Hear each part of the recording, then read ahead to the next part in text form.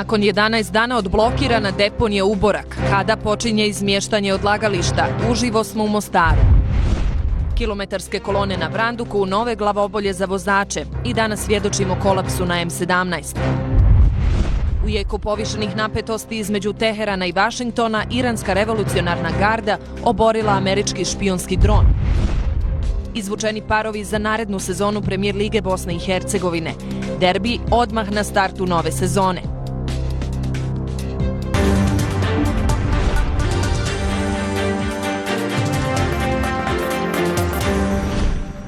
Dobar dan, ovo su vijesti. Nakon 11 dana odblokirana je deponija Uborak i počeo odvoz smeća iz Mostara. Jutros je naime postignut sporazum gradskih vlasti i predstavnika građana. Kada je riječ o vremenskim prilikama u našoj zemlji, promjenjivo vrijeme očekuje nas u narednim danima, kiša, pljuskovi i grmljavina sa sunčanim intervalima, kako će biti i do kraja dana. Toliko za sada, vidimo se ponovo u Dnevniku u 18 sati i 30 minuta. Lijep pozdrav!